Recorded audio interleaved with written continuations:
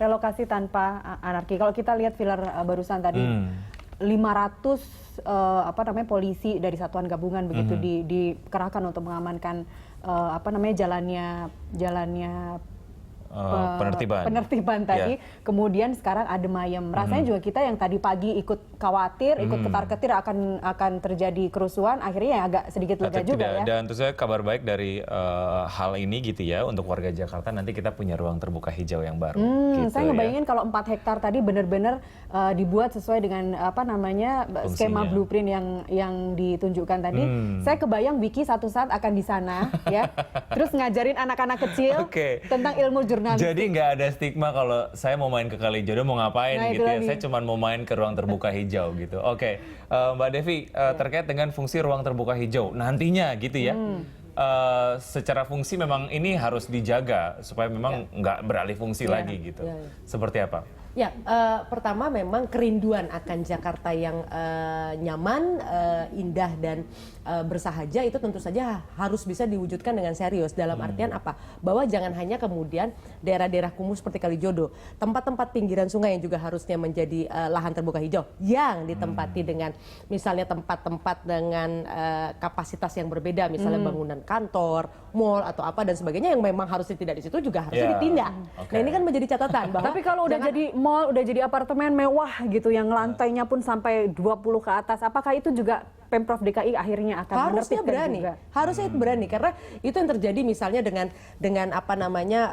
Singapura, dengan Korea Selatan dan sebagainya, bagaimana mereka memastikan bahwa tempat-tempat yang menjadi kawasan hijau itu tidak dilakukan, dan kalaupun ada izin mendirikan perumahan tidak lagi yang kemudian horizontal, semua harus vertikal ke atas karena langit kan tanpa batas, tapi tanah itu pasti ada batasnya. Nah, ini yang saya lihat belum ada keseriusan juga dari pemerintah DKI dan pemerintah di sekitar DKI juga dalam hal ini. Artinya ya jangan cuma berhenti di Kalijodo ini saja. Dan jangan ulangi kesalahan DKI.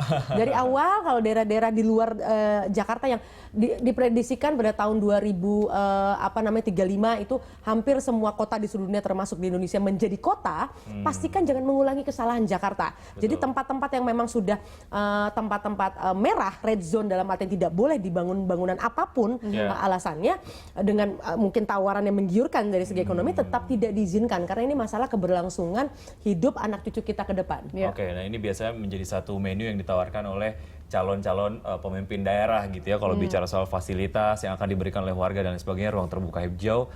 Namun ketika sudah jadi penguasa ya godaan-godaan untuk akhirnya mengeluarkan izin untuk membangun bangunan-bangunan di atas red zone tadi ya mungkin dan akan media juga harus berani saja. Mengawal proses itu juga seperti itu. Ya, terkait dengan juga fungsi dari kawasan Kalijodo yang nantinya akan menjadi ruang terbuka hijau, ini juga menjadi salah satu solusi untuk mengatasi banjir di Jakarta ya, karena juga akan jadi daerah resapan air juga ya. Dari excitement warga Jakartanya sendiri, katanya kan indeks kebahagiaan warga Jakarta atau warga kota itu berbanding lurus dengan jumlah dari ruang terbuka hijau. Anda melihatnya seperti apa, Mbak Devi? Mungkin nanti akan ada banyak warga Jakarta yang akan lebih senang tinggal di Jakarta. Ya karena begini, jelas karena kalau sekarang kan masyarakat kita dikepung dengan hutan beton, bukan hutan yang sesungguhnya begitu kan. Orang terpaksa misalnya masuk ke mall-mall sebagai ruang refreshing. Tapi sayangnya mall itu kan kemudian membuat orang-orang menjadi depresi dengan sendiri ketika misalnya melihat barang-barang yang indah tapi kemudian tidak memiliki kemampuan untuk memiliki, ataupun sekarang dipermudah misalnya dengan persoalan hutang. Tapi ketika akhir bulan misalnya harus dihadapkan pada kenyataan untuk membayar hutang, ini kan tentu saja tidak menyehatkan. Itu satu. Kedua, posisi-posisi mall-mall itu memunculkan gaya hidup apa yang disebut kalau di Amerika itu sitting is killing. Orang lebih banyak duduk, makan, pegang handphonenya, ngobrol dan sebagainya. Kalau itu ruang terbuka hijau, orang bisa paling tidak menghirup udara yang lebih segar, bukan AC yang belum tentu juga pengelolaannya bagus misalnya. Lalu aktivitas olahraga juga bisa dilakukan dan suasana alam yang hijau dan sebagainya, baik dari segi biologis maupun psikologis, itu sudah banyak risetnya, itu memang membantu kualitas kehidupan individu itu menjadi lebih baik. Kalau orang-orang di dalamnya tidak stres, tidak gila, tentu saja kota dan negara secara umum akan lebih sehat. Tapi itu dengan catatan maintenance-nya benar. Artinya orang nggak buang sampah sembarangan, kemudian keamanannya juga terjaga. Karena kalau kita lihat di sini kan, oke, taman bermain anak misalnya, awal-awal bersih, awal-awal tertib, tapi lama-lama tidak ada maintenance. Betul, warga Jakarta juga memang harus bertanggung jawab juga terkait dengan keberadaan dari ruang terbuka hijau. Ya, hukum yang harusnya menjadi panglimanya. Karena kalau bicara budaya, ini kan masalah budaya buang sampah misalnya. Inggris itu pada tahun 1936 itu menerapkan sebuah aturan hukum antri. Tadinya orang Inggris juga nggak ngantri. Dan itu baru dicabut tahun 92. Bayangkan. Setelah itu semua terbiasa. sudah menjadi kebiasaan dan sampai sekarang tanpa perlu ada polisi, mereka semua salah satu masyarakat paling tertib di dunia dibandingkan orang Amerika, orang Prancis dan sebagainya. Jadi budaya ini memang harus keras, tanda kutip ya, dengan penerapan insentif bagi yang misalnya terlihat membuang sampah sembarangan, nanti mungkin ada award apa dan sebagainya. Bagi yang tidak, fotonya dimasukkan ke media sosial misalnya, lalu ada pajak dan sebagainya misalnya. Ya, jadi nanti-nanti nggak ada orang Jakarta kurang piknik ya, karena ruang terbuka hijaunya makin banyak. Kamu sendiri sering ke ruang terbuka hijau di mana aja? Saya ruang terbuka hijau ada di daerah dekat rumah saya di area Tangerang.